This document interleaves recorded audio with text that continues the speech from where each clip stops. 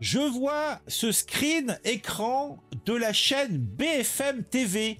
Trump s'attaque aux athlètes transgenres. Alors comment faut-il interpréter ce titre?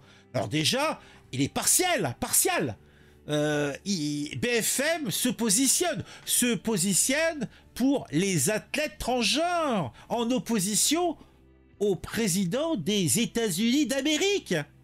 Oui, Trump s'attaque aux athlètes transgenres. Alors on voit Donald Trump entouré d'enfants, et bien de petites filles d'ailleurs, en train de signer une loi, un amendement, enfin je ne sais trop, pour que la grande supercherie trans dans le sport féminin s'arrête. Oui, dans un monde où même les lois sont flexibles, où les règles du politiquement correct étaient bien posées depuis des années, voire des dizaines d'années, là on a Donald Trump qui signe un décret devant ses petites filles. Oui, il décide, notre bon Donald, de remettre un peu d'ordre dans le chaos du sport féminin. On est, imaginez l'histoire, vous voyez l'image, dans le bureau ovale, et là, ce bureau est rempli d'athlètes féminins, connus ou inconnus. En tout cas, ils sont, des femmes génétiques, et des petites filles qui sont aussi des futures femmes, et qui sont venues et qui ont témoigné depuis des mois, des années, témoigner de leur combat contre des adversaires biologiquement avantagés, puisque le fin mot de l'histoire, c'est ça. Hein, vous verrez jamais personne dans les sports masculins venir dire quelque chose sur les hommes trans. Oui, les hommes trans ne posent aucun problème, puisqu'en fait, ils sont désavantagés.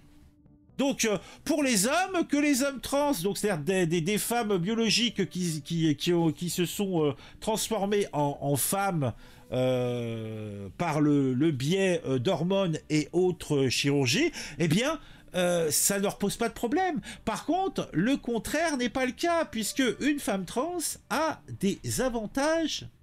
Et oui, même après transformation, prise d'hormones et compagnie. On en parle et on s'intéresse un petit peu à ce décret de ce bon Donald. Hein, Donald? C'est Donald. Ah, je le fais pas bien, moi, le Donald. Hein. Le club de l'actu, c'est ce seul acte. Tu regardes les vidéos, tout devient plus fou. De ton avis et comment c'est cool. Chaque like, chaque abon, t'es pas seul dans la foule. Le décret du bon sens. Oui, ce 6 février 2025, Donald Trump, Donald pour les intimes, oui, ce président des États-Unis, qui est en poste depuis le 20 janvier, a signé un décret intitulé Keeping Men for Women's Sports.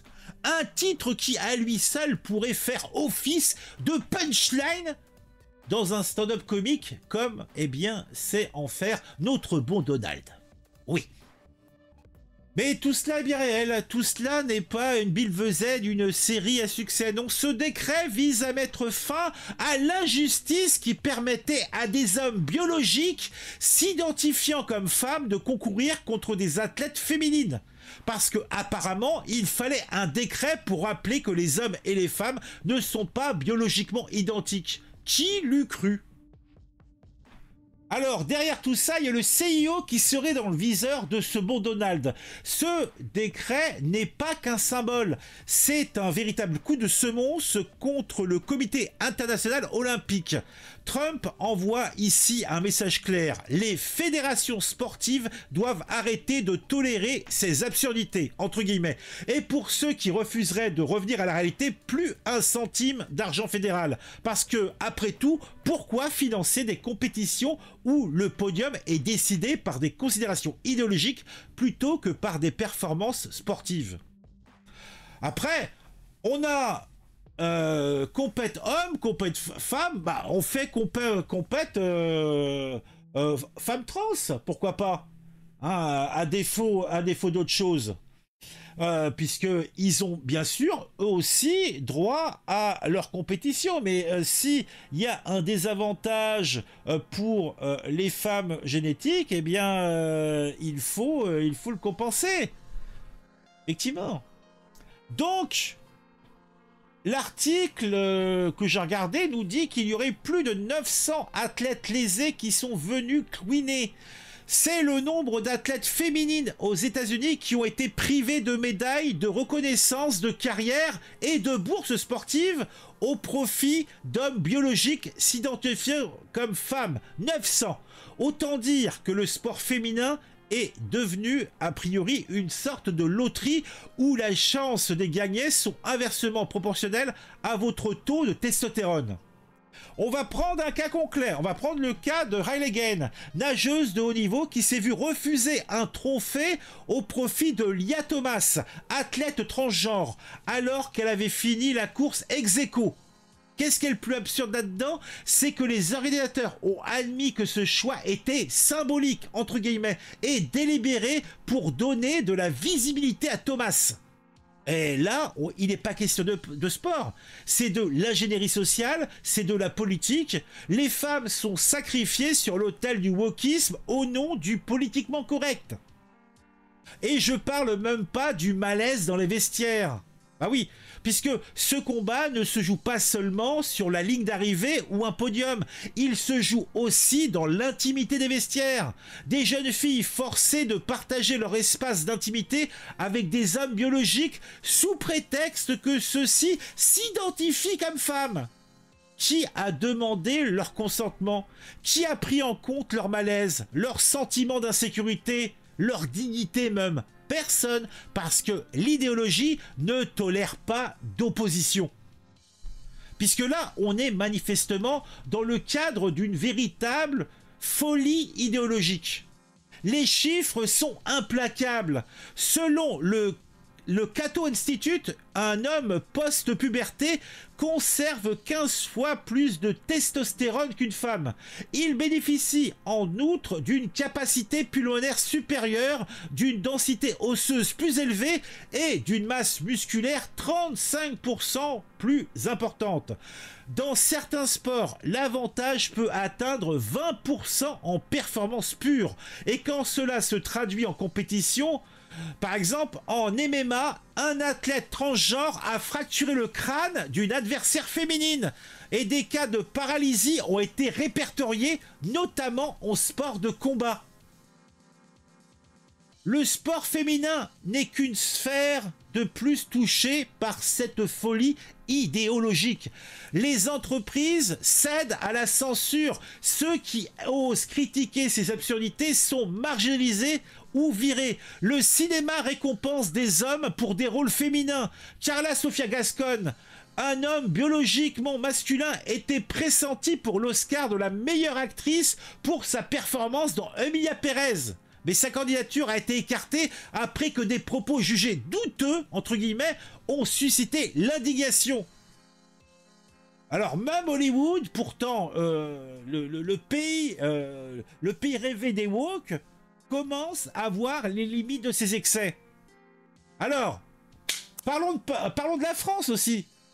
La France n'est pas à l'abri, puisqu'on voit que ces dérives progressent lentement mais sûrement. Tout cela sous prétexte de modernité et d'inclusion. Et je vous le dis clairement, si on laisse faire, ce qui est aujourd'hui une absurdité outre-Atlantique deviendra notre quotidien demain. Et ça commence à être le cas. On les voit, hein, ces transidentitaires, qui se raccrochent en fait aux mouvements de gauche. C'est des immondices. Edmund Burke disait « Ce qui permet au mal de triompher, c'est l'inaction des hommes de bien ». Le sport féminin est attaqué, les entreprises imposent la censure, le monde du divertissement ne reconnaît plus la réalité. Le wokisme s'impose parce que nous nous taisons, vous, moi, ou alors on s'en fout, ce qui est pas mieux. Mais on peut continuer et on peut briser cette dynamique, simplement en parlant. Ne plus se taire, s'opposer aux absurdités, faire un petit peu comme un machin Toussaint sur un, on en parlait hier, qui quand une sénatrice disait une énormité, eh bien lui dit non madame, non monsieur, je suis pas d'accord avec vous. Ce que vous dites est une hérésie. Ce que vous dites est une absurdité. Arrêtez de laisser parler. Et les petits coqs du machin qui viennent nous raconter. Non, on s'en fout. Non, il y a le bon sens. On exige un retour au bon sens. Parce que, réellement, la vérité n'a pas besoin de s'excuser. Et cette situation s'implante petit à petit en France. Voyez comment réagissent les transidentitaires, là. On a vu avec Ster des machins. Ils voulaient carrément foutre des bombes parce qu'ils ont fait leur fameux bouquin Transmania. Et donc, l'extrémisme est dans ces mouvements. On le voit aussi dans les tueurs en série, dans les tueurs de masse aux États-Unis. On a eu quelques cas, et pas des moindres, de justement de femmes trans qui se sont mis à l'ouvrage. Parce que à tout ça, t'ajoutes aussi des problèmes mentaux. Bon, faut faire preuve de vigilance.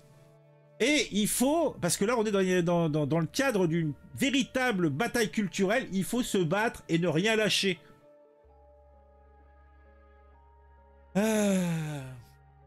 Bon bah je crois qu'on a fait le tour, hein. On a fait le tour mes bons amis, qu'est-ce que vous en pensez, hein?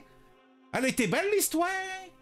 Ah, vendu. Allez, on se quitte, hein. Dites-moi en commentaire ce que c'est tout ça, hein.